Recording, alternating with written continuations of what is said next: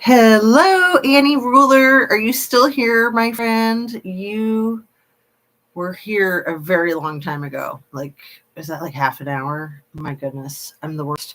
Um, so yeah, as you can see, I've been revamping things, and that's just a nightmare. I do it to myself. I'm like, I'll just move one little thing, just one little thing, one little thing.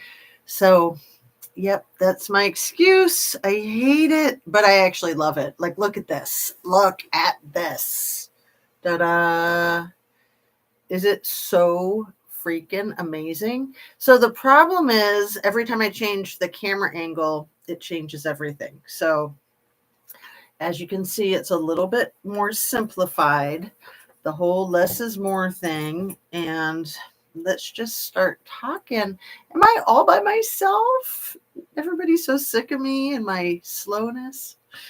So yeah, I think I'm going to hang out on the side here so that you can see the lights. Since I put so much time into that, then it's annoying to me to be sitting right in front of it, even though there is kind of the cool magic about it because it, you know, it like puts the chakras right in me, right?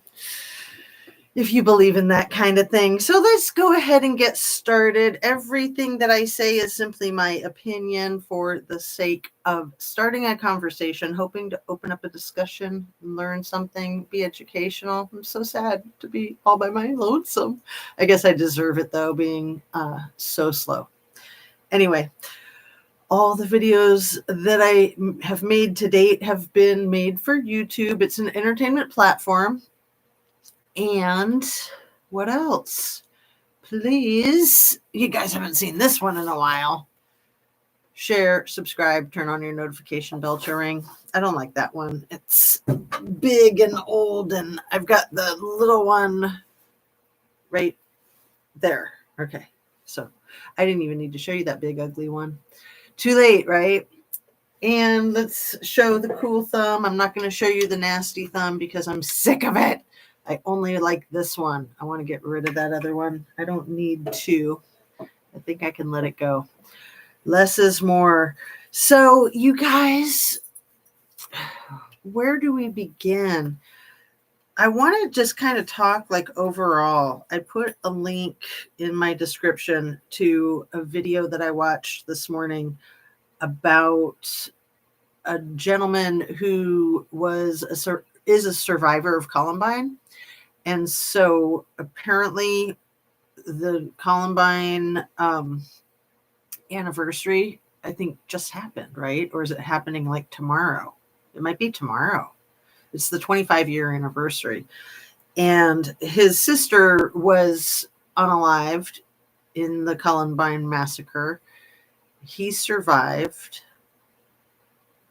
And he does public speaking about it, mostly to schools. So the interview was pretty intense, as you would suspect that it would be. And it also, really has a religious slant to it, which it just seems really appropriate in that situation. So I put a link to it in the description, and I would love to chat about it with you guys. But it would be nice if people saw it. And it'd be nice if people were here. My goodness. Drat and double drat. Usually I'm like fine and good to go, whether people are in the chat or not. But today I really wanted to discuss some things with you. Like, I wanted to talk both more about the Amanda Knox or Meredith Kercher case. I like to remind myself that it's not about Amanda, it's about Meredith. God, I hate the side to side thing. Bex is here, sweetheart. You're the best. As I'm just like futzing around with my hair and stuff. It's so hard to get used to, how everything is backwards. It's really silly. And with a dyslexic mind, it's even harder.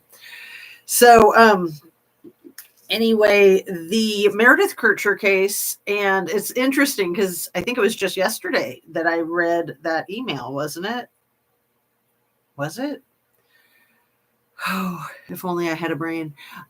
So today, True Crime Rocket Science read the email, or I think he was reading excerpts of it.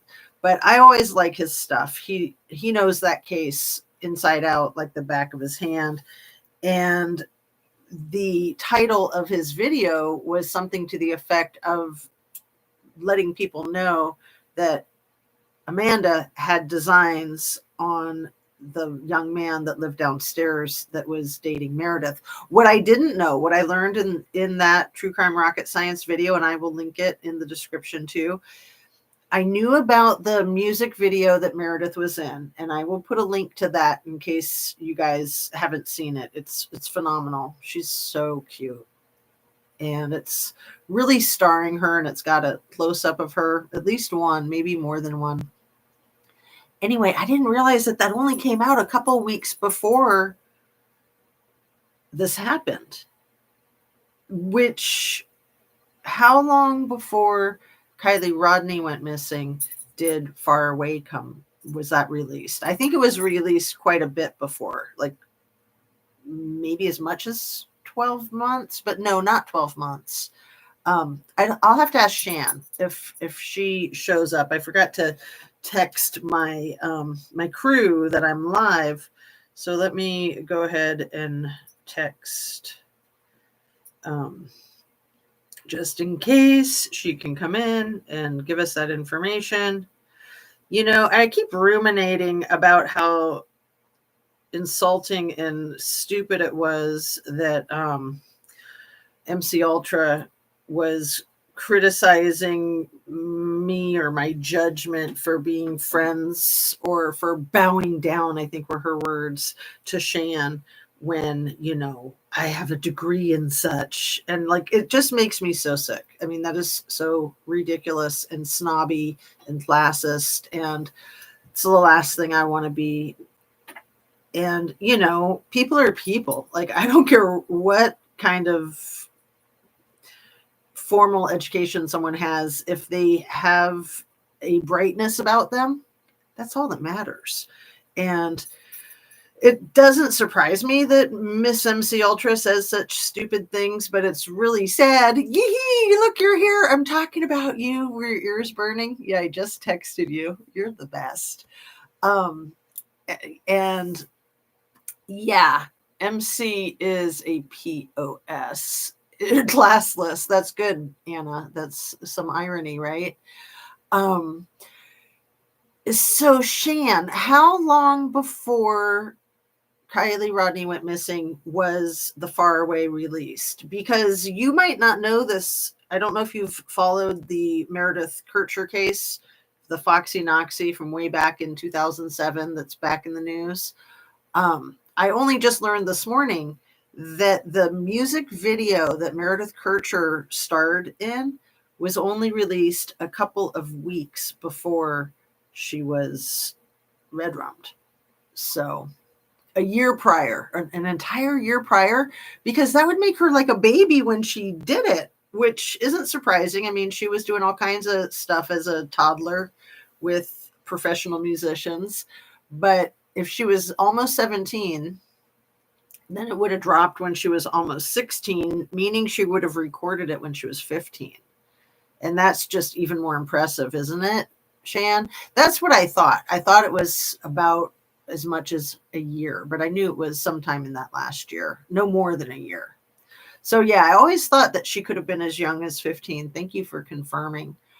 But yeah, that's another similarity. And there's so many similarities. It's just chilling. So Shan, I don't know if you had a chance yet to see the video that I did yesterday. And in the description, I've got a link to the entire file of Meredith Kercher's unaliving, the entire file. And it's easy to look it up. All you have to do is like click on that hyperlink and it takes you right there. And it's mostly in Italian, unfortunately, because it would be really cool to be able to translate it. And I'm sure you probably have the right program to do that because you're like Miss Technology.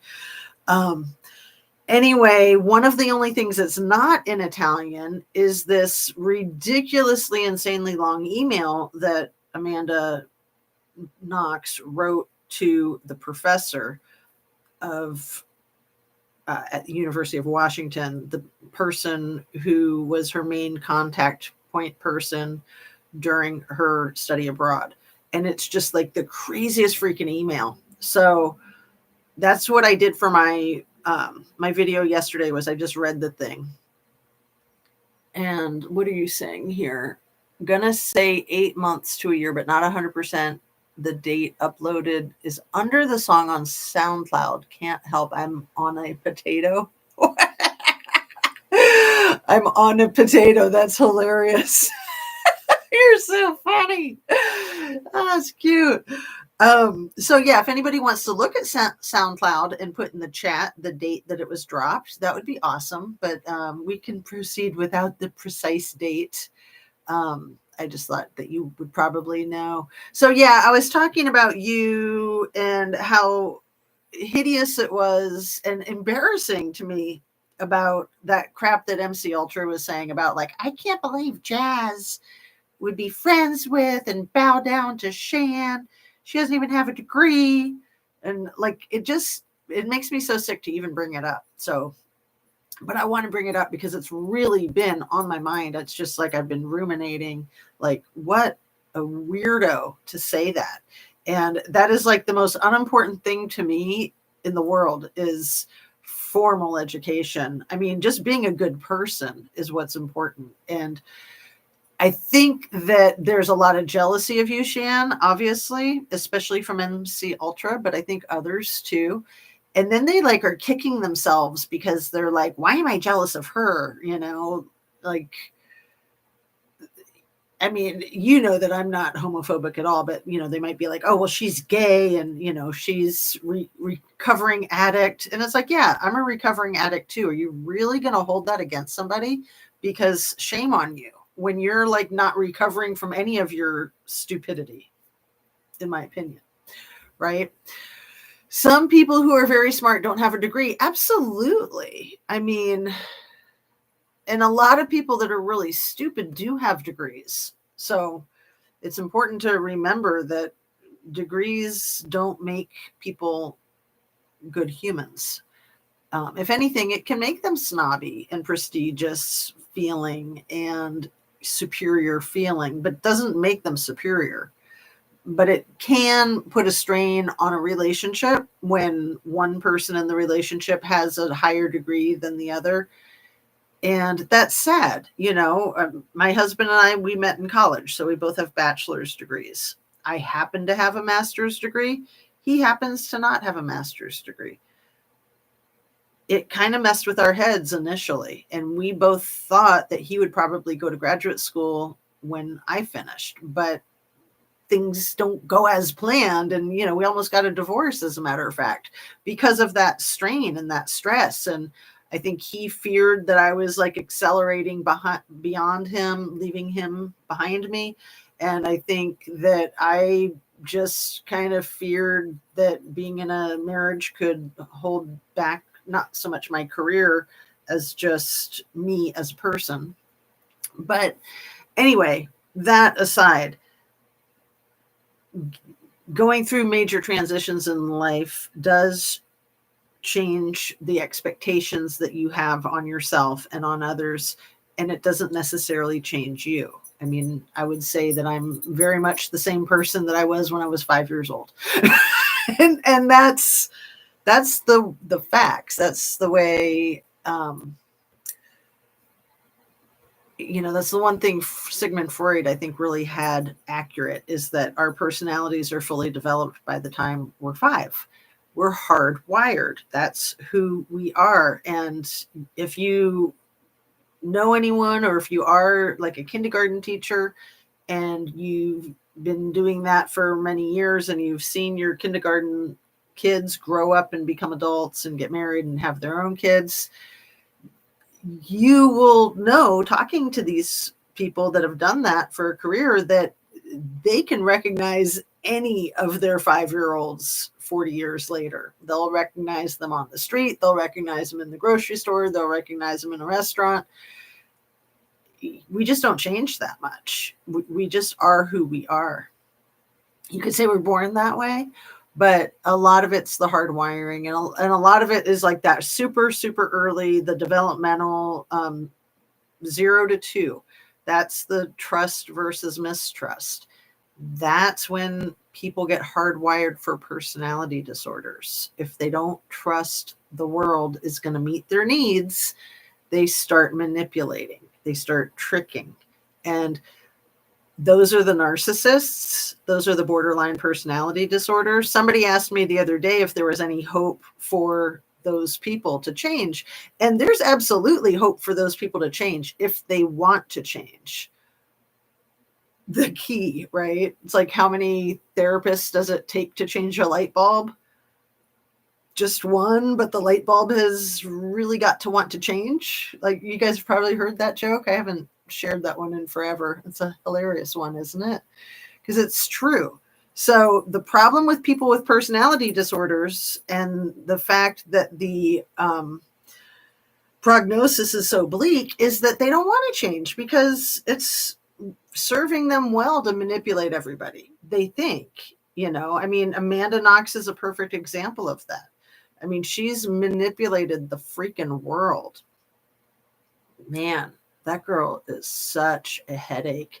And I kind of feel Shan, like Amanda Knox and Scammy Smith are so much cut from the same cloth. They're like in parallel universes. So with Amanda Knox's case going back into the courts right now with the slander case against her for Patrick, the owner of the bar that she worked at, the guy who was firing her and hiring Meredith. It was kind of like, it was known that he was trying to get Meredith on board. She said that she would come work for him. She just couldn't commit to when. And then he was canceling Amanda the night that this happened. So when I read that email yesterday, for those of you that saw the video of it, it's astounding. So I did take pictures of the email that I printed. I took photographs of 5 pages and I put that on a community post. So you can read through it if you want. And in the description for yesterday's video and with that community post, I also put that hyperlink that goes to the entire Meredith Kercher case file. So my point, Shan, is that we need to have a case file hyperlink like that for Kylie Rodney. I think that is the truth. Of course, I don't foresee that happening anytime soon, if ever, because in order to have a case file, you'd first have to open a case. Well, you have to close the case to have it be publicly available, but you have to open the case. And it doesn't seem like they ever really opened a case of her death. I mean, it's, they're waiting for the California Highway Patrol report. Makes no sense. It just kills me. It absolutely kills me because there's so much suspicion around that whole night.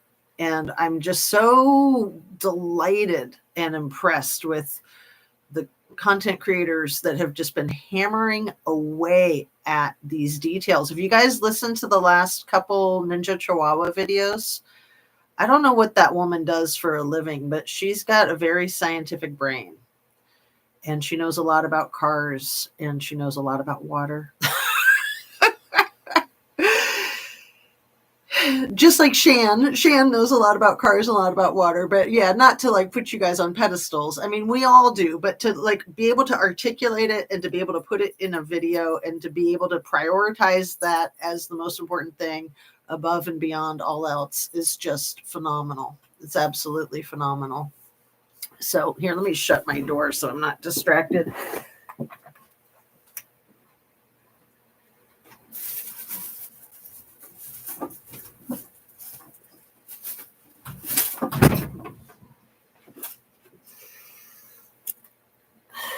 People are milling about out there, and I had it cracked because I thought, oh, it's just me and the doggos.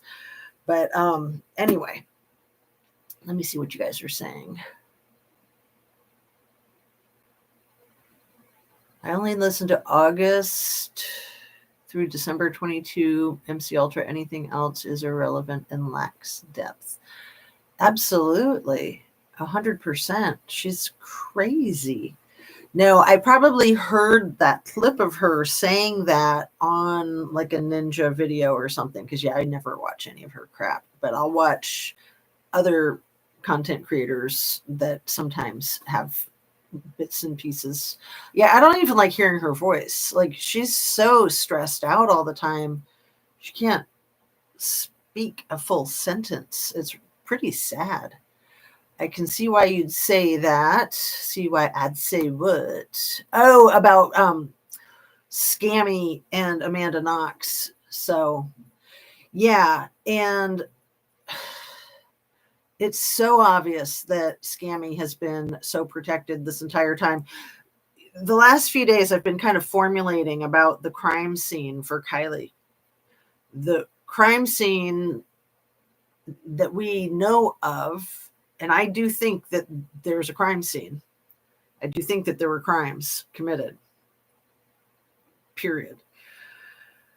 The crime scene might be the Prosser family campground and is most likely that car. So the crime scene within the vehicle was completely annihilated intentionally.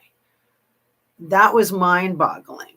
I think Adventures with Purpose was blown away. I know I was blown away. I think most people were blown away of that they freaking turned that car over underwater. That was insane. And then the whole thing with the freaking ungloved hands on the steering wheel. Don't get us started. We'll start spitting nails, right? Must make them feel some sort of way that a dropout is more educated than all their money wasted on extra education. Not my problem. Oh, did you drop out? Yeah. I wanted to drop out of high school. Like junior year, I was not interested. Not interested at all. It was the first time, like one of the only times my mom really told me what to do. She was like, you will not drop out of high school. And I was like, why? Why do you care? You know, she never was authoritarian with me. I didn't think she'd care. She pretty much didn't care what I did, which is why I got into so much trouble. Nothing but trouble. I have no desire to manipulate people. I can barely keep up with my own life and thoughts. Yeah, you do have to be pretty clever in a stupid way to manipulate. Because, yeah, you're putting all your efforts into being a jackass and you're not putting your efforts into just being reasonable. I mean, to sum it up in its simplest forms. And yeah, Squirrel says facts, Anna. Absolutely. That's a really good, really well stated. I love it when you start a sentence with they are really targeting Shan and Ninja. Makes you wonder why. Yeah, exactly, Anna. The answer's in the question. It makes me think that Shan and Ninja are right on the money, and that's why they're targeting them. Otherwise, why would they care? You know, just nothing to see over here, folks. Move right along. Alex Banfield, missing in California, has Riley vibes. Missing after police release 4 to 5 days ago. Possibly slipped something his drink night prior. He isn't found in water. Praying that he isn't found in water. Yeah. It's ridiculous. And yeah, I mean, it's kind of like an old mobster mafia kind of thing. If somebody is found in water, it's like a no-brainer that it's going to say drowning on the death certificate. It doesn't matter if they were shot first or bludgeoned first. No water in the lungs. If they're found in water, they drowned, which is why cement shoes and all that kind of stuff. I mean, Shan knows better than anyone else, having grown up by or in Vegas by Lake Mead. Is that what that is called? I know it's like a man-made lake where like all of the mafia puts all of their people that ground, right? Hey, Sandra, everyone coming in late. Oh, it's so nice to have you guys here. Thanks for being here, you guys. Oh, they're targeting me? I wouldn't know. I don't pay attention to mentally ill or toxic people. See, that's smart. Very, very smart. Yeah. And I wanted to talk about mental illness and just basically one of the key statements that the guy in the video about the Columbine incident, one of the key things he talked about, it got my brain kicking. He said basically that forgiveness is not pardoning somebody, but we all need to forgive for our own health. And I added, and for mental health, for our own well-being. So, he was talking about forgiving the Columbine shooter that took his sister when she was 17 years old. And the story is just chilling. Like, she drew a picture right before this happened, like a half an hour before it happened, and had a conversation with one of the surviving teachers about the picture. And in the picture, it was her crying, I think red stuff tears. And there were 13 victims there in Columbine. And when the teacher asked her about the image, she said that it was her because of all of the sadness and horrible things that she sees in the world. But some of the other things that this man said is that your story really matters. Like, your trauma story really matters. It's not more important than you. It doesn't matter as much as you, but it matters nonetheless. So we all know that, but I thought that he put it into,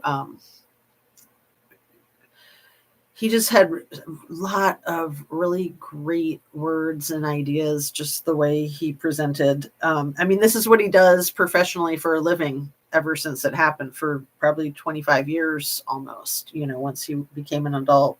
It's his sole mission. And it is inspiring. It's absolutely inspiring. I think he has his own YouTube channel. But as far as the forgiveness goes, to not forgive someone, like, for instance, me with my father, I forgave him a long time ago, but I still don't trust him.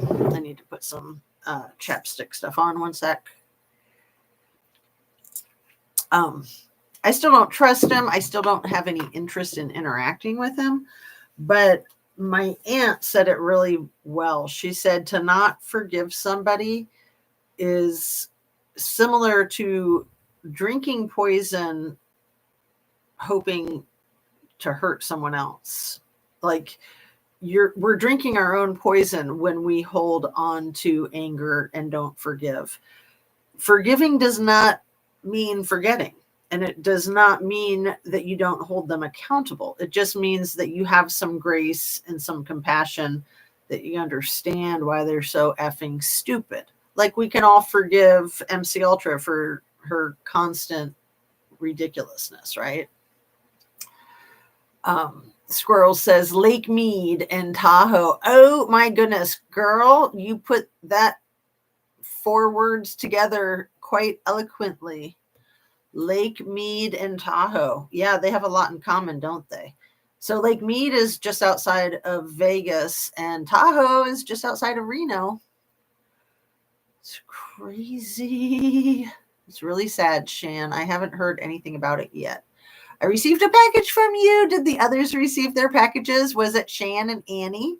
It was. Shan, did you like your silly bunnies and your squirrel squad? And I threw a little light up tree in there just for the heck of it, for the squirrels to worship around. And then Annie does not get to her package until the 27th. She is not going to be there to pick it up until the 27th. So yeah, I'm excited for her to get her little Evian water bottles. And I'm trying to remember what was sent to you, Miss Sandra. I can't believe my brain. I remembered the rest of them. What was it? It wasn't the Bobo tea earrings. It wasn't.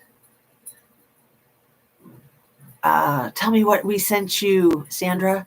It wasn't the little popsicle earrings that I need to send to Sigali once she emails me her address.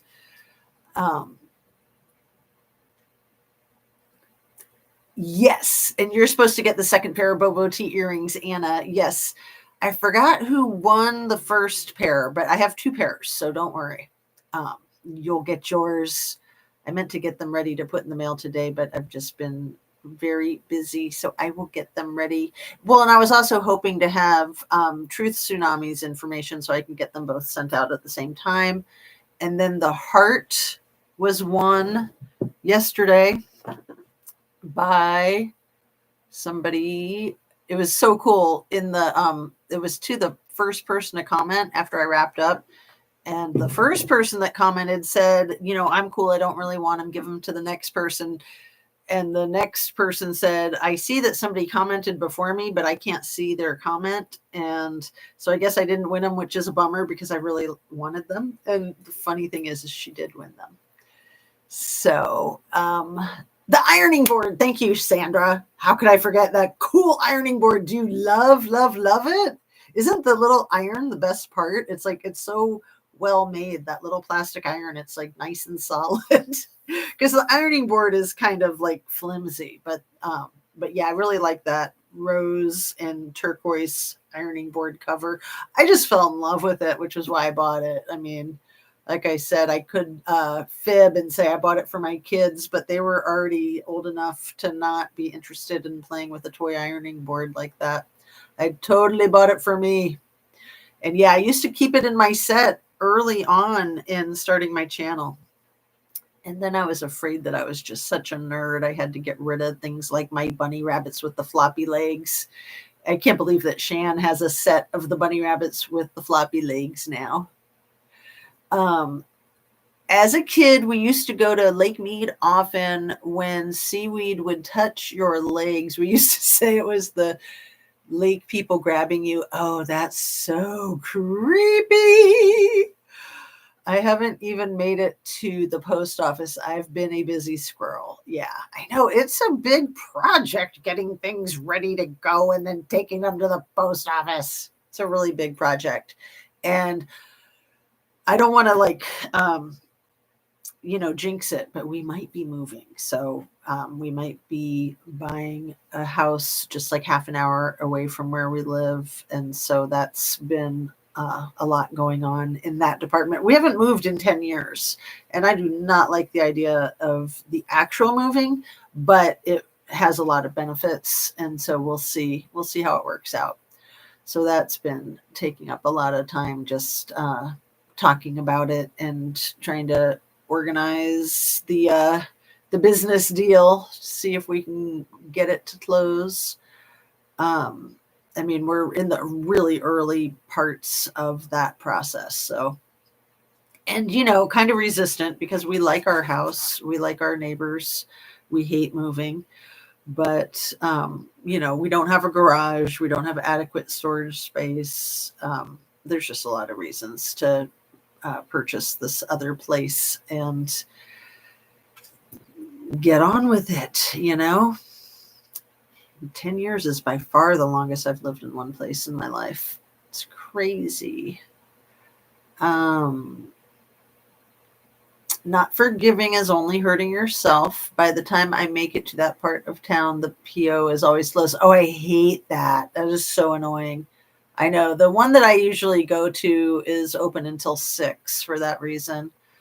I'm supposed to get the Bobo Tea earrings. Yeah, I read that one. But yeah, we want to make sure. And yeah, I can get those out to you. Because yeah, Truth Tsunami might not be getting back to me with her info. And then I don't know if I got the information yet for the heart pin to send that out. But I can go ahead and get those earrings sent out. No problem. Annie Ruler 1, 2. Yes, she did. She won the Evian tiny water bottles. Was that me, CB? I think it was you, wasn't it? Because yeah, I'd have to look. But were you the second commenter yesterday? If you were the second commenter, then it was you. I just need your address. And you know my email address is justicetooz@gmail.com. If you can just shoot me the address you want me to ship the pin to, I would love to get it in the mail to you. I got Shan's bunnies and squirrels. Oh, you're funny, Sandra. Cracking me up. Did you?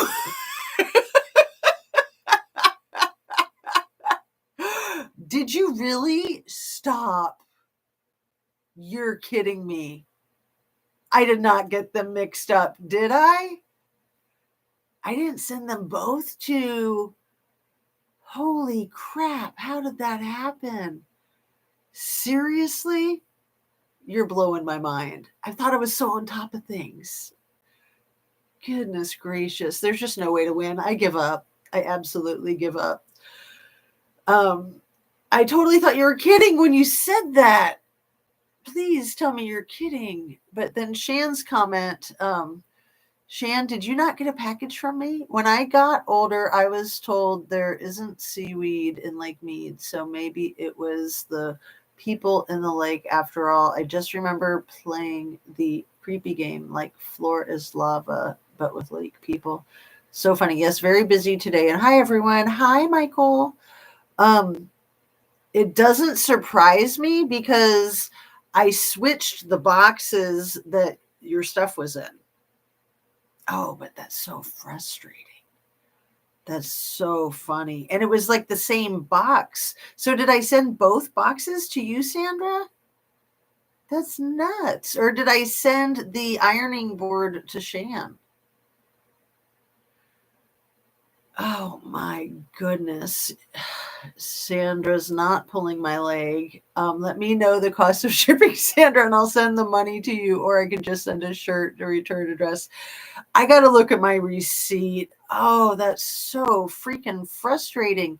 No, because one of the packages went to Florida and the other one went to Pennsylvania. I hope I'm not outing anybody's states.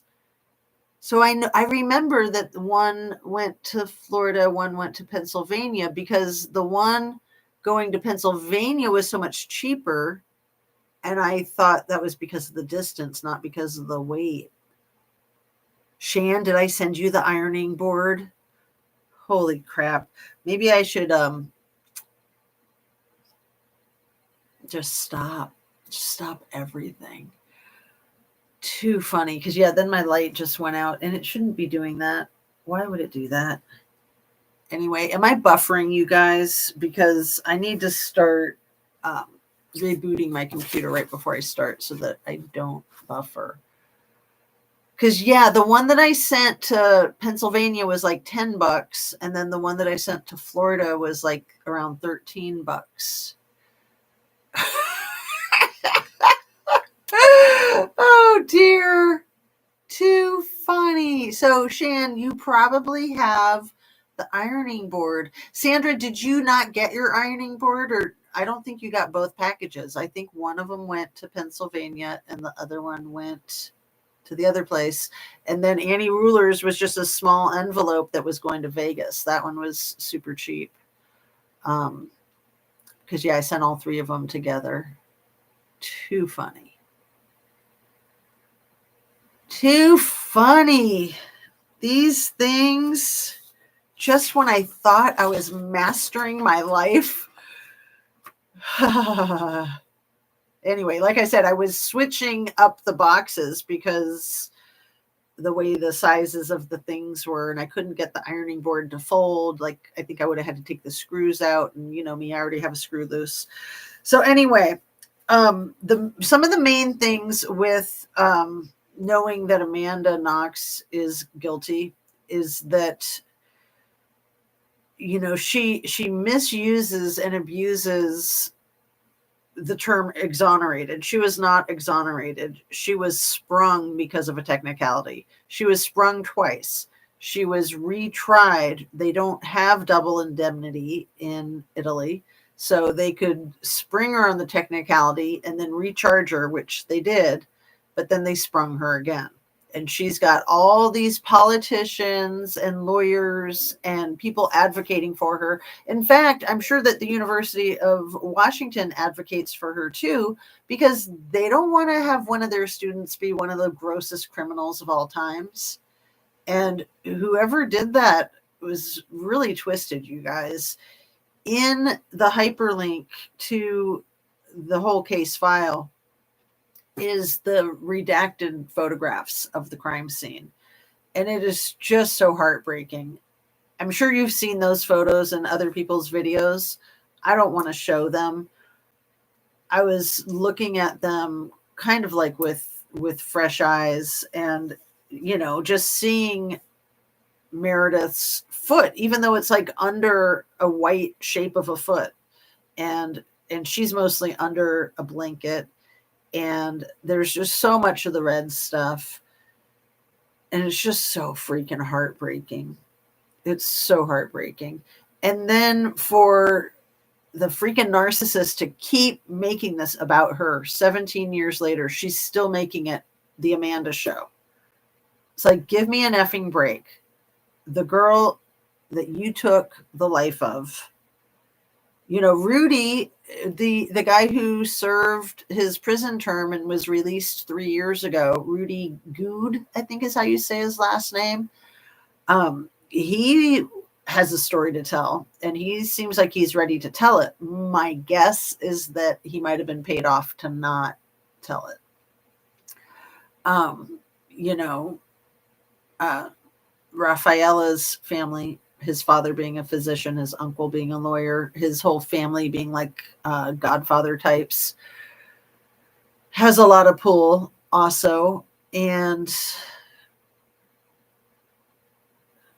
my biggest fear with Amanda getting her claws into the Innocence Project and into the wrongfully convicted, she should have no business in there, because she was not wrongfully convicted. She was rightfully convicted. In my opinion, she was wrongfully sprung.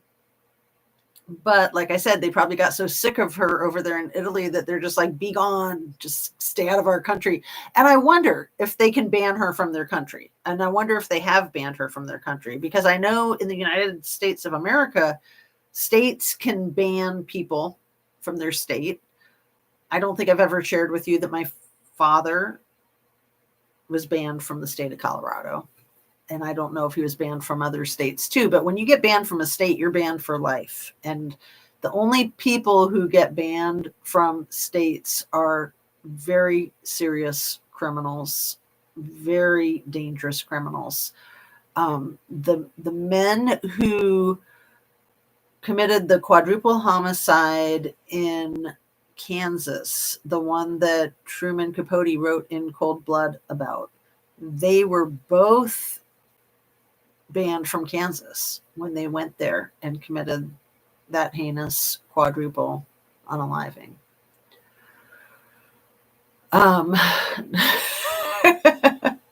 Hey, Sherry, nice to see you. And love will save the day today and every day. Absolutely. And love saves lives. I'm so happy about changing that title of my channel. So what I have here, you guys, is the copy of the summary of the investigation from the state of New Mexico. And that relates to the Rust trial. I know that I read it to you guys before, but I really want to read it again with fresh eyes. And so if you're down for that, then great. And if you're not, That's okay. I understand. I'm going to try to power through it because I don't have that much time today. We're already at 44 minutes.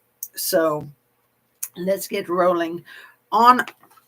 This is the inspection. One, on October 22nd, 2021, the Occupational Health and Safety Bureau, a bureau within the New Mexico Environment Department, initiated an inspection of Rust Productions, LLC at Bonanza Creek Ranch in Santa Fe, New Mexico.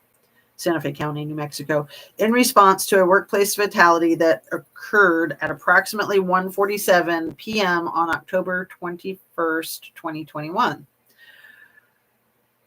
Interesting date, huh? 10/21/2021. The numerology, like in the Idaho 4 case. The New Mexico Film Office, which is part of the Economic Development Department, initially notified OHSB of the incident on the evening of October 21st, 2021. OHSB was notified of a firearm-related incident occurring that injured 2 employees, with one succumbing to their injuries. OHSB assigned the inspection to Compliance Officer Lorenzo Montoya. The descendant was Helena Hutchins, Rust cinematographer. The second injured employee was Joel Sousa, Rust director. 2, Bonanza Creek Ranch, located in Santa Fe County, New Mexico, hosts locations utilized by movie and television productions for over 70 years, including an entire Old West town with a saloon, jail, chapel, and other Western staples. The firearm incident occurred within the chapel at the southwestern edge of Old West Town. 3, on Friday, October 22nd, 2021, at approximately 12:30 p.m., I attempted to inspect the site, Bonanza Creek Ranch. When I arrived at the site, the 3 security guards present attempted to contact a representative of Rust by phone to confirm I would be allowed on site. The company representative informed me that I would be allowed entry, but not be allowed to take pictures or conduct interviews until a warrant was acquired. That does not look good on them. That's being uncooperative. After being denied the ability to inspect the site by the sheriff's office and the company, I left. 4, on October 24th, 2001, following the sheriff's office releasing the site, Russ granted New Mexico ED, the Environmental Department, access to inspect the site without a warrant. So 3 days later,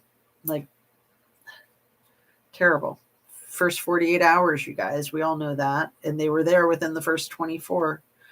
Number 5, on Monday, October 25th, 2021, I conducted an opening conference and walk around of the work site, including the chapel. In attendance from New Mexico Environment Department were CO Montoya, Compliance Supervisor Melissa Romero, and Assistant General Counsel Mia Napoleonto. I'm sure I messed up at least one of those names. Representing Rust was Dennis Stevens and Gabrielle Pickle, line producer. Yeah, Gabrielle Pickle is a very key person in this whole case. So I'm sure we'll be getting to know her a lot better in Alex's trial coming up in a couple of months. Also present was Jessica Hoffman, field representative of the International Alliance of Theatrical Stage Employees Union. As a low-budget contract film, not all employees were union members. However, all employees were covered by a collective bargaining agreement with that organization called IATSE. 6, following the walkaround on October 25th, 2021, OHSB held the first closing conference outside the chapel with Gabrielle Pickle and Denise Stevens. I informed Rust representatives that OHSB would follow up to schedule employee interviews. Number 7, on March 18th, 2022, I conducted a second closing conference with Ryan Smith, producer. I wonder if that Ryan Smith is the Ryan that yelled at Helena the night before. I know it was a Ryan, and there's 2 producers named Ryan. So that's interesting. That's why I wanted to reread this. And with you guys, I hope you don't mind. If you do, then we'll catch you later. Shan, attention, park ranger, Ocean squirrel. That's cute. Too funny. All right. Let's see.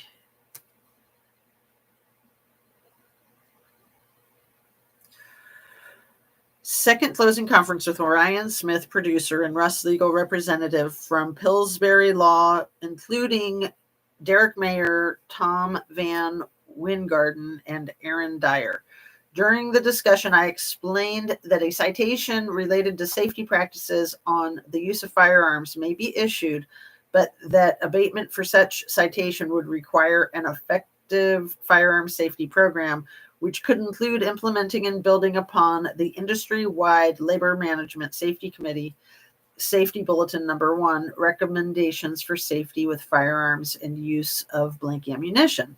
Findings, number 8. The firearm involved in the accident is a modern replica of a Colt .45 caliber revolver, long Colt in style.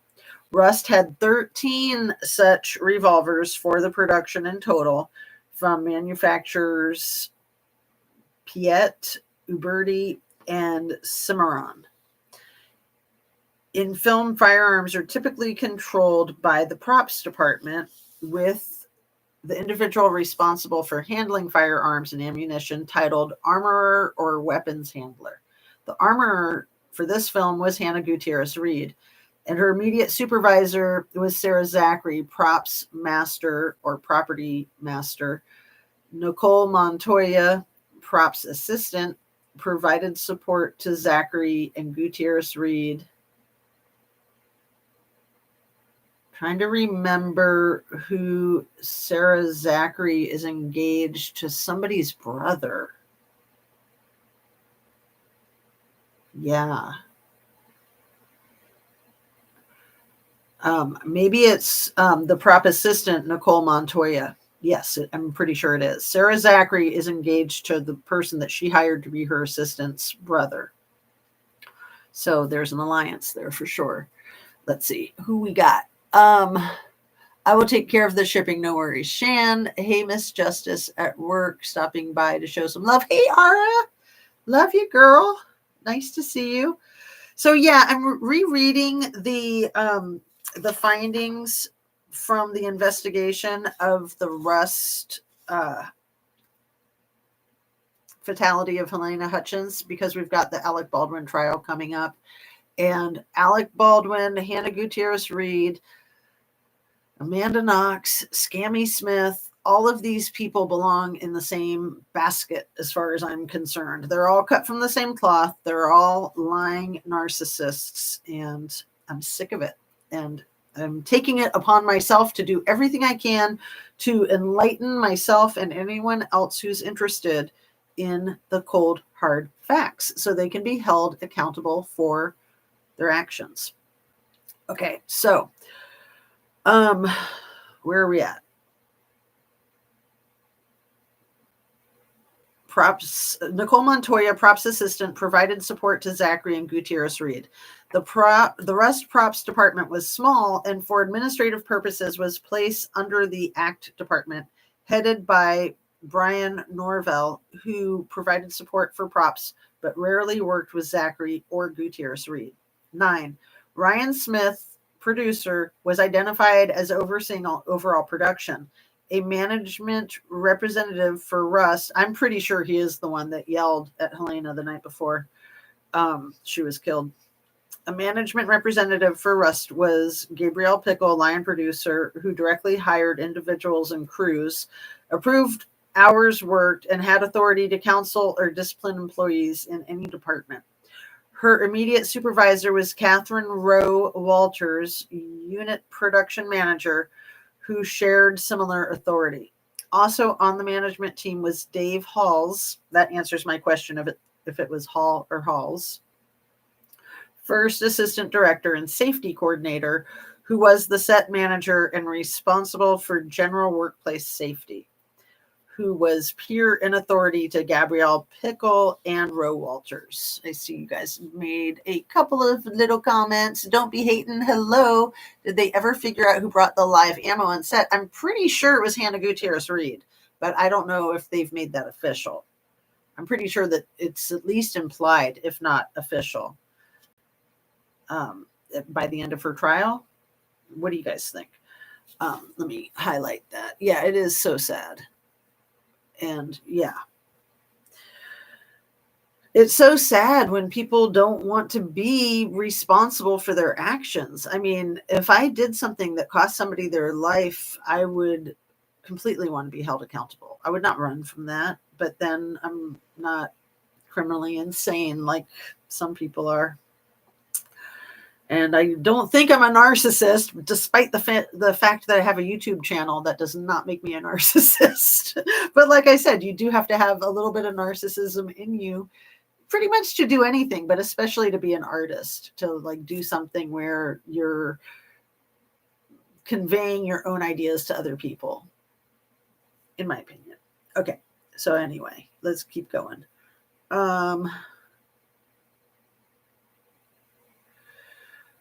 I think this is right where I am. Number 10, Alec Baldwin, actor and producer, and Joel Sousa, director, negotiated with various producers to help create and fund the Rust project. Alec Baldwin's authority on the set included approving script changes and actor candidates. Alec Baldwin handled the revolver and fired the round that struck and injured Helena Hutchins and Joel Sousa. And why he didn't provide testimony in Hannah Gutierrez-Reed's trial is mysterious to me, other than the fact that he's an A-lister and has expensive attorneys. Number 11, Hannah Gutierrez-Reed reported to Sarah Zachary for direction on daily tasks. Sarah Zachary reported to Brian Norville. Brian Norville reported to Roe Walters, and Roe Walters reported to Gabrielle Pickle. Due to the nature of her position as the sole armorer for Rust, Hannah Gutierrez-Reed regularly corresponded with Gabrielle Pickle directly via text messages and emails. Hannah Gutierrez-Reed performed armor duties such as demonstrating that a firearm was cold or hot with Dave Halls. Dave Halls was also responsible for identifying and correcting hazardous conditions related to firearm safety. So I just am remembering a video that True Crime Rocket Science just put out today, where he shows videotape of Alec Baldwin saying very definitively that Hannah Gutierrez-Reed handed him the gun. And then there's another videotape of him saying very definitively that Dave Halls handed him the gun. So yeah, the first story, they were trying to cover for the fact that she wasn't there because she was supposed to be the one who handed him the gun. So they were all freaking lying, like all of them. They should all go down in a burning bag of dog poop for that, in my opinion. Okay. Number 12, as armorer, Hannah Gutierrez-Reed was responsible for storage, maintenance, and handling of firearms and ammunition on set, and for training members of the cast who would be handling firearms. In accordance with Rust safety procedures and industry recognized safety practice, the armorer is required to be present whenever firearms are being handled and should have the authority to determine whether an individual requires additional safety training. However, Rust also required Hannah Gutierrez-Reed to perform the role of props assistant to Sarah Zachary when firearms were not in active use. You know, I mean, she just wasn't there when she should have been there. And they're trying to say that she had like other business to take care of, like probably goofing off is my opinion. And I'm allowed to have an opinion. Hello, in your presence. Nice to see you. Lovely, my dear. Excellent to see you. Yeah, I saw you in somebody's live last night. I was just listening when I was at the grocery store, trying to remember whose it was. Anyway, it was probably Ninja's. It was Ninja's live. Yes, it was. I remember now. So, where are we? However, okay, I already read that part, but I'll reread it. Rust also required Hannah Gutierrez-Reed to perform the role of props assistant to Sarah Zachary when firearms were not in active use. Key phrase, when they were not in active use. In an email conversation that occurred on October 10th, 2021, Gabrielle Pickle informed Hannah Gutierrez-Reed that she was allowed 8 paid days at the armorer's rate in her contract to perform armorer tasks, and the rest of her time was to be spent as a props assistant. Number 13, Rust ordered ammunition. Oh, the budget. The budget. They always blame it on the budget. It wasn't anybody's fault except the budget's. Number 13, Rust ordered ammunition with the intent to receive blank and dummy rounds from PDQ Arm and Props located in Albuquerque, New Mexico. The property master stated that Rust did not intend to have live rounds on the set. Live rounds may be distinguishable from dummy rounds by either a small hole in the brass cartridges, indicating that there is no powder, by a missing or dimpled primer at the bottom of the cartridge, or by shaking the round and hearing the distinct clatter of a BB within. Unless a round is removed from a storage box or firearm and inspected, it can't be verified as a dummy round. Yeah. But Hannah doesn't think she should have to, I don't have any more to drink. I hope I don't need to leave. My voice is a little scratchy, but that's okay. If I have to go grab water, I'll just do that. Can you believe it? Me without my water? Never happens. But yeah. I have a controversial opinion. I actually felt bad for Baldwin, but not Halls. Halls gives me creeps. Creaks. Yeah, I don't feel bad for Baldwin at all. And I'm glad that you shared your controversial opinion. Yeah, he's absolute dirt as far as I'm concerned. You know, to lie and say that he was handed the gun by the person that was supposed to hand him the gun. And then he's not getting held accountable for that lie. Like, that's interfering with an investigation, lying to the authorities. Get water. We can wait. Oh, I will if I have to. Take care of yourself. Get water. You guys are so sweet. Last night I was listening to the live that Ninja might have done yesterday. I was listening to it while I was grocery shopping. But yeah, I was on the replay crew for sure. Maybe it was from the day before. Let's see. 14. On October 14th, 2021, Gabrielle Pickle emailed Hannah Gutierrez-Reed addressing armorer and key props duties, stating, "It has been brought to my attention that you are focusing far more on armorer and not supporting props as needed." In the same email, Ms. Pickle informed Ms. Gutierrez-Reed that the production and AD team have seen twice that there was a shotgun left unattended after a scene. Ms. Pickle went on to state that she needed some type of check-in out system put in place immediately. Ms. Gutierrez-Reed responded by email the same day, stating that the armorer job was, quote, "a very serious job, and since we've started, I've had a lot of days where my job should only be to focus on the guns and everyone's safety." Ms. Gutierrez-Reed later in the same email stated, "There are working guns on set every day, and those are ultimately going to be a priority because when they are not, that's when dangerous mistakes can happen." She must be clairvoyant. I didn't know he lied. Yeah. So maybe that takes away the compassion. I'll put the link to the brand new True Crime Rocket Science video that has that little excerpt in it in the description. Number 15, on October 16th, 2021, there were 2 firearm misfires on the Rust set. In the first instance, Sarah Zachary inadvertently fired a blank round as she finished loading a .45 caliber revolver that was aimed at the ground. To return the hammer to the closed position and make the firearm safe, the operator must hold the hammer and depress the trigger, guiding the hammer to the closed position deliberately.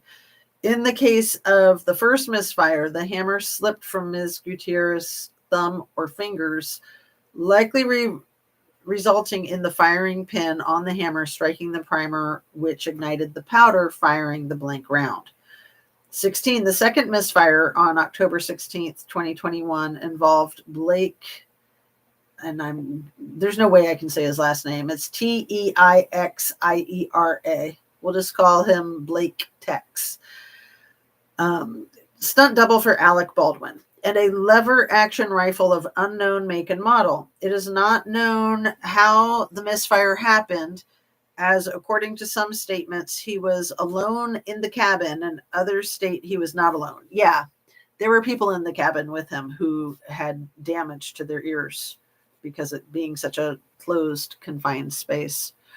Hannah Gutierrez Reed stated that Blake Tex's only comment was, "It just went off." Hannah Gutierrez Reed described that it is probable the rifle fired by being placed onto the ground too roughly. So he had a second firing of a gun. Anyway, I'm going to keep reading. 17.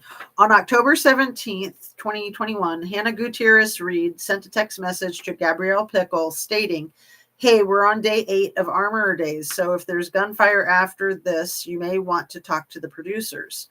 Ms. Pickle replied the same day that there would be no more trading days. Ms. Gutierrez Reed then asked to clarify, training days? Ms. Pickle responded, "Like training Alec and such."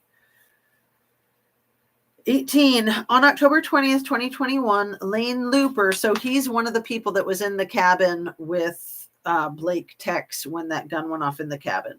But I think Blake Tex had a second misfiring or negligent firing 15 minutes after outside of the cabin. Okay, so Lane Looper, first assistant camera, resigned. That was the 20th, the day before Hannah was killed. Citing safety concerns, among other issues, and stated in an email to Roe Walters, "During the filming of gunfights on this job, things are often played very fast and loose. So far, there have been 2 accidental weapon discharges and 1 accidental explosive that have gone off around the crew between takes." And that's not mentioning the rattlesnake that was, I think, on the 16th or 17th. I think. Anyway.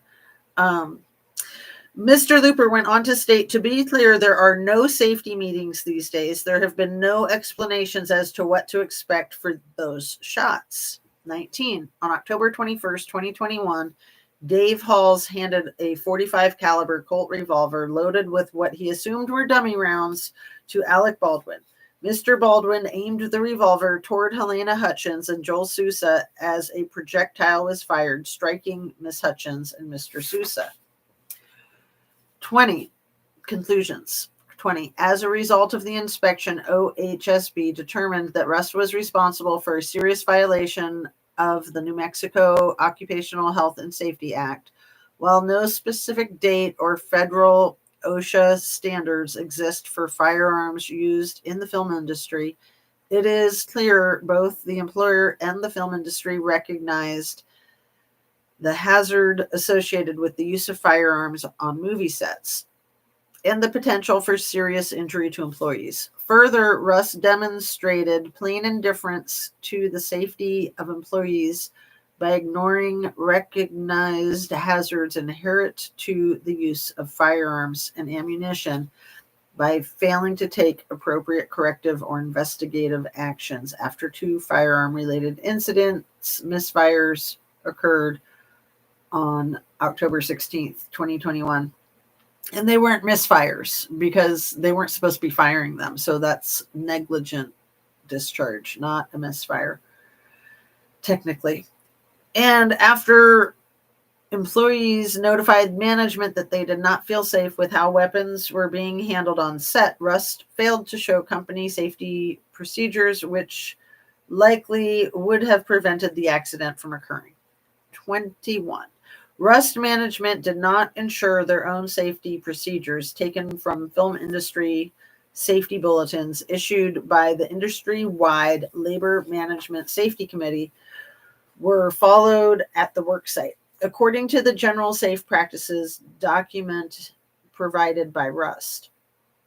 The following safety bulletins were taken into consideration during the course of production. Recommendations for safety with firearms and use of blank ammunition.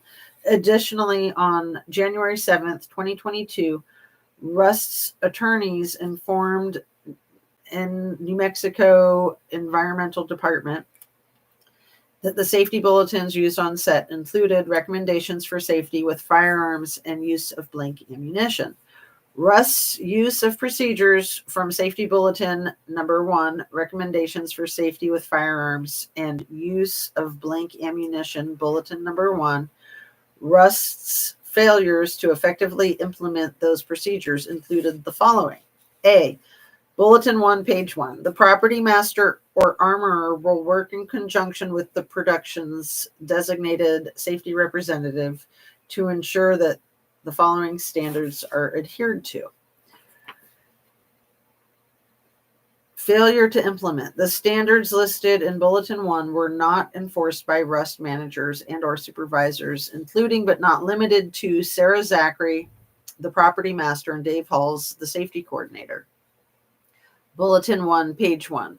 Live ammunition is never to be used nor brought onto any studio, lot, or stage. Failure to implement. Rust did not develop a process to ensure live rounds were not brought onto set, including failing to afford the armorer time to thoroughly inventory ammunition. C. Bulletin 1, page 1. Before any use of a firearm in a rehearsal and or on-camera sequence or off-camera use, all persons involved must be thoroughly briefed at an on-site safety meeting where the firearms will be used. This meeting shall include on-site walkthrough and or dry run with the property master or designated production representative and anyone that will be using and or handling a firearm. Failure to implement. Employees stated that while safety meetings took place, they were not conducted each day. Firearms were used on set, and often any mention about firearms was brief and not specific. D. Bulletin number 1, page 1. No one shall be issued a firearm until he or she is trained in safe handling use, the safety lock, and proper firing procedures. If there are any questions as to the competency of the person who will use the firearm, the property master shall determine if additional training is required. And page 3, number 9, ensuring that a sufficient amount of time has been allotted for training and rehearsal. Failure to implement. Gabrielle Pickle instructed Hannah Gutierrez Reed on October 17th, 2021, that no more trading sick days would take place, like training ALEC and such. Rust management did not provide the armorer or property master with the authority to determine if additional training was required in violation of safety Rust procedures. E. Bulletin 1, page 1. Additionally, this bulletin should be attached to the call sheet each day firearms will be used. Failure to implement. During OHSB's interview of Dave Halls, he referred to the safety bulletins between the unions, between the Screen Actors Guild and IATSE, which represents the Technicians and the Directors Guild of America. There are what we call safety memos, that describe the protocols. When asked if the safety memos were always attached to the call sheets, Halls responded, no, they were not on our call sheets. F. Bulletin 1, page 2, number 7. Never lay down a firearm or leave it unattended. Unless actively filming or rehearsing, all firearms should be safely secured. Failure to implement. After instructing Hannah Gutierrez-Reed to focus more on her props assistant duties and less on armor responsibilities, Gabrielle Pickle then informed Hannah Gutierrez-Reed that production and AD team have seen twice there was a shotgun left unattended after a scene. We need all weapons to be in your control anytime they are used. Hannah Gutierrez-Reed explained conducting her armor duties and props assistant duties created a gap wherein actors or stuntmen put down a firearm and stepped away, leaving it unattended. Hannah informed Gabrielle that it would slow production down terribly if we had to check them back in between scenes. And when I'm forced to do both, that's when mistakes get made, like the shotgun being unattended. Gabrielle Pickle instructed Hannah Gutierrez-Reed to develop a check-in-out system for weapons, but did not follow up to ensure weapons were secured, and ignored Hannah Gutierrez-Reed's concern about not being provided adequate time to perform armor duties. Number 8, Bulletin 1, page 2. Number 1, refrain from pointing a firearm at anyone. If it is absolutely necessary to do so on camera, consult the property master and or armorer or other safety representative, such as the first AD stage manager. Remember that any object at which you point a firearm could be destroyed. Failure to implement. Lane Looper stated that many camera shots had the firearms pointed and firing at the camera. Helena Hutchins and Joel Sousa were injured when a firearm was pointed in their direction, with Hutchins' injury resulting in death. Rust Management representative Dave Halls was present prior to and at the time the firearm discharged a live round, severely injuring 2 crew members. As Rust's top-level management safety official, Mr. Halls did not consult with the property master or armorer during or after the firearm was loaded, handed to the actor, and pointed toward crew members in order to determine that pointing the firearm at persons was absolutely necessary. H, Bulletin number 1, page 211. Firearms are to be loaded just before they are used in a scene. Failure to implement. On the day Helena Hutchins and Joel Sousa were shot, the firearm was loaded and handed to Alec Baldwin during an informal rehearsal and prior to filming the scene involving the firearm. 22. Rust did not provide staff responsible for ensuring firearm safety with sufficient time to inspect ammunition received to ensure that no live rounds were present. 23. The first misfire, which occurred on October 16th, 2021, presented a hazard to Sarah Zachary and any employees nearby. Rust failed to address the hazardous conditions and reinforce adherence with their own protocols to protect workers. Number 24. Let's see. Don't Be Hatin' says Halls was responsible, in my opinion. He was busy flirting with all the young girls. Makes me sick. Well, he didn't escape culpability. He admitted to culpability. He got a plea deal because he cooperated. So, yeah, he made me sick at first, but in the end, he was like one of the only people being honest, in my opinion. Number 24. Let's see. Rust Management, including Gabrielle Pickle and Roe Walters, ignored concerns of firearm misfires on set, according to statements taken by OHSB. Dave Halls, the safety coordinator, was present on set when the first accidental discharge occurred. Mr. Halls did not discuss the incident with staff, report the incident to Rust producers, review the incident as safety coordinator, ensure Sarah Zachary took appropriate actions with respect to safety protocols, or take any other corrective measures. According to employees interviewed, including Hannah Gutierrez-Reed, crew members verbally expressed their surprise and discomfort with Rust Management's lack of action regarding the work site safety issue. I almost skipped a page. Glad I caught myself. 25. Rust initiated no investigative action for the second firearm misfire on October 16th, 2021, beyond Hannah Gutierrez Reed asking Blake Tex how it happened.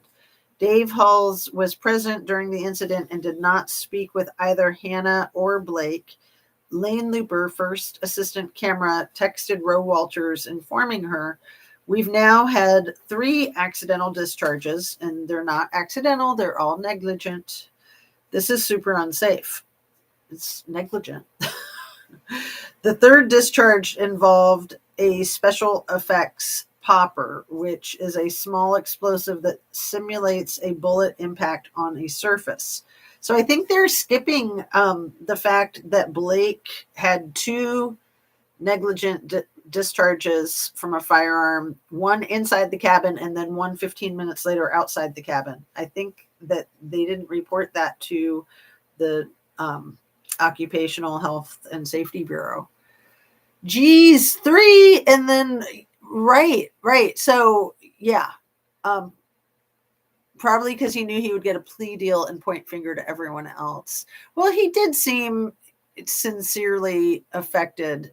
He cried. I mean, he really seemed like he was kind of reeling himself in from a lifestyle that he'd been on this path of being the guy that he was, that wasn't really paying attention. I mean, I know he's got a bad reputation, and it seems like he kind of was coming to terms with himself and maybe turning a corner. At least he was presenting that way. So I'd like to think that that was sincere and not just really good acting. So there were 3, and then there was the explosive, and then there was the rattlesnake. So there was a rattlesnake on set. They have a snake wrangler because out there in the desert, you get snakes. The wrangler couldn't get the snake, and it was like under something. And then Dave Halls was the one who said, just go on filming, pretend it's not there, when it was there. And yeah, a rattlesnake bite can be deadly. Absolutely. Okay. So,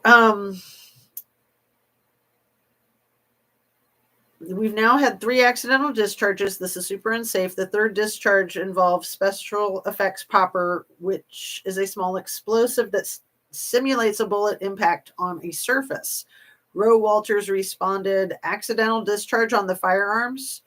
Looper responded, 2 discharges today and 1 on week 1. Roe Walters did not ask any additional questions to try to understand what had occurred. That's weird, huh?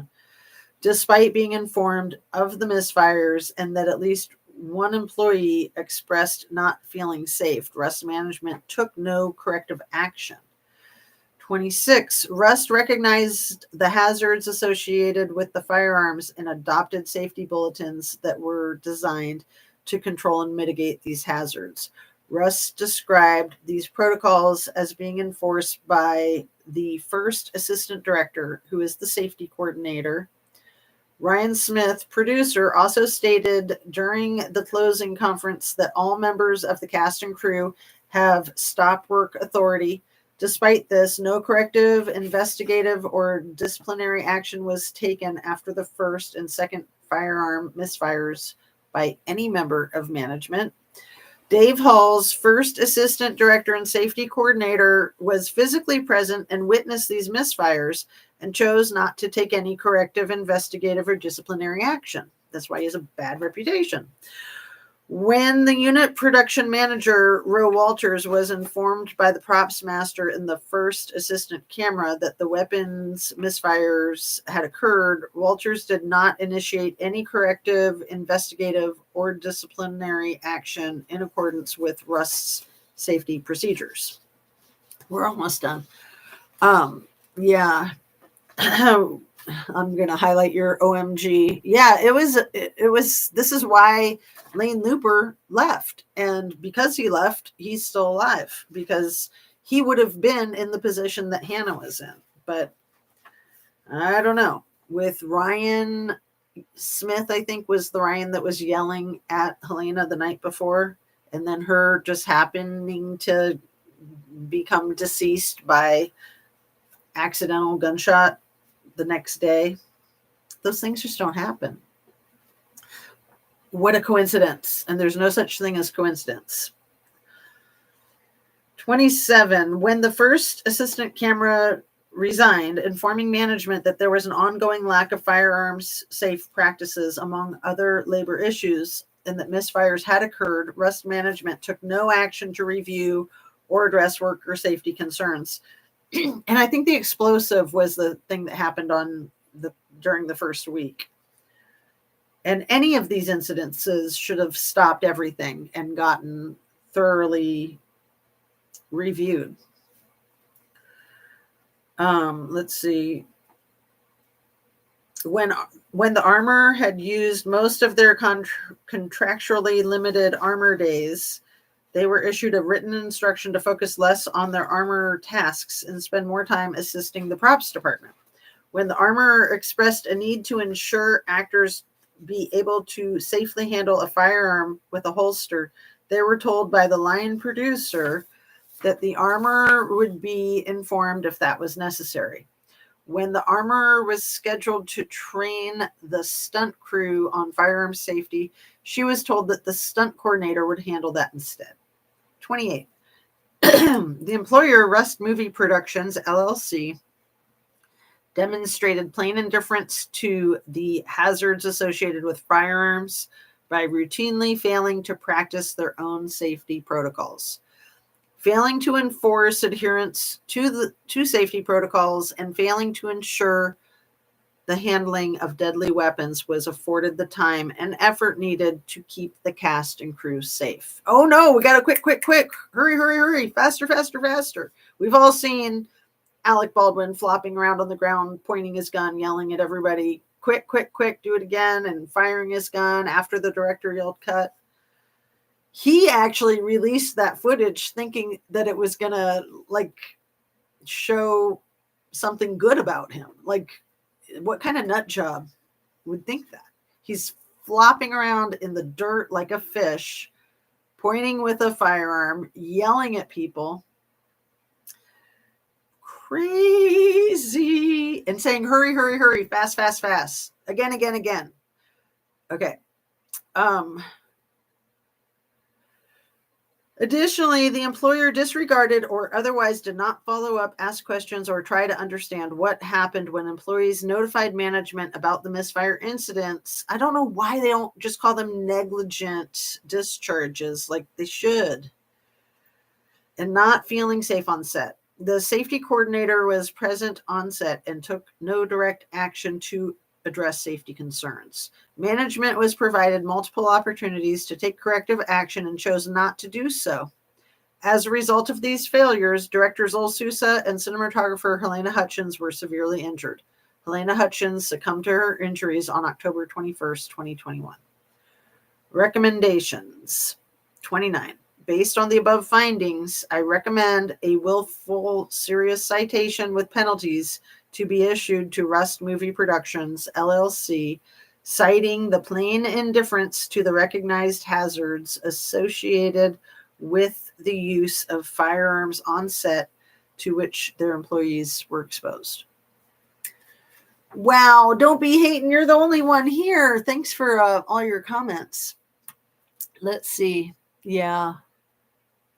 Craziness. Let me see. I got some texts.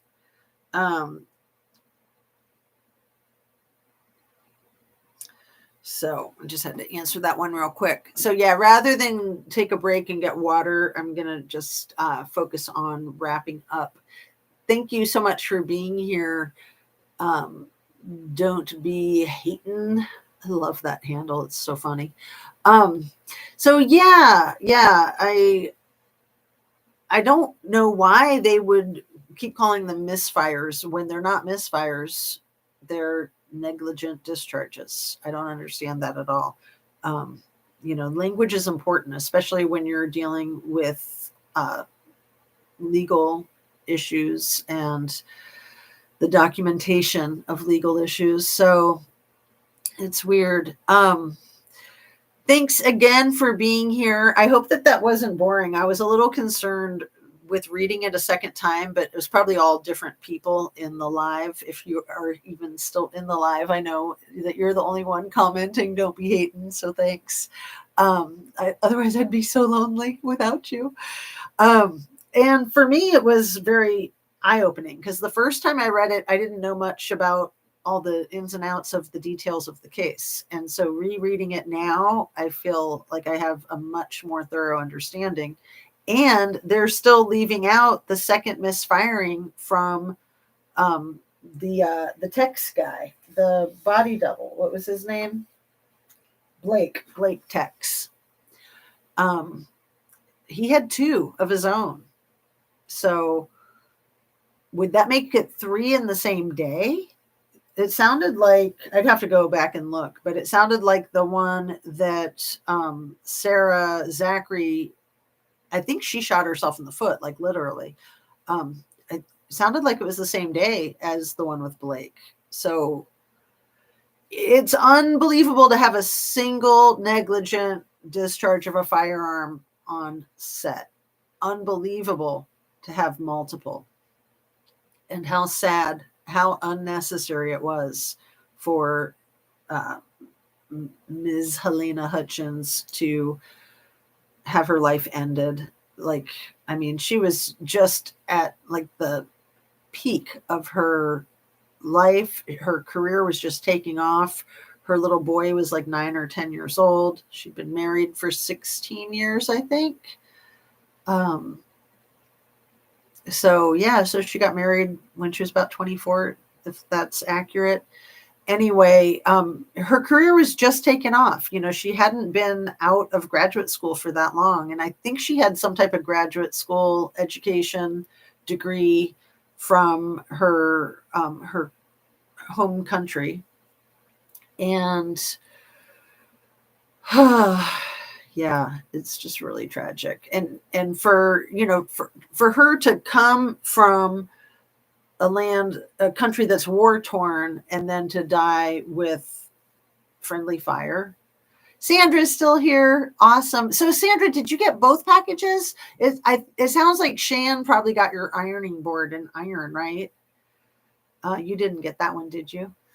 I didn't realize I was saying what out loud, and my teen said I was being loud. That's funny. That's really funny. All right. Well, I'm going to wrap up, you guys. Thanks again for your support. It's really nice to have a channel. It's really nice to have an audience. I feel like this is really, really important work for my heart and soul. And I'm just really happy to be here and really happy to have viewers. So don't forget to hit that like button. I'll show my silly squirrel since I rearranged the set and I'm simplifying. And I also have the little pumpkin, the little Gabby Petito pumpkin. And I think that's about it. What else? I was going to show you this cute little thing because you can't really see it. It's kind of there. The little wishing well, I showed it to you guys yesterday, I think. Isn't that precious? There's like 2 little tiny buckets. Is that so funny? Anyway, we'll get it together. We'll get the packages sent to the right people. Just bunnies and squirrels and tree. And I was so careful with getting everything packed up nice so that nothing would break. And no freaky thumb. Yeah, I'm getting rid of that freaky thumb. That's it. I don't need 2 freaky thumbs. Like 1 freaky thumb is good enough for me. Thanks again, you guys. Have a lovely afternoon. I hope that you can relax and get some good nourishment, get some exercise, stay hydrated. That's what I'm going to go do right now. And just be kind to yourself and kind to others. And don't forget that love will save the day today and every day. And if only these perps knew that, if only these narcissists knew what love was, you know, it would make all the difference in the world. So take care and see you mañana, hopefully. Have a great day.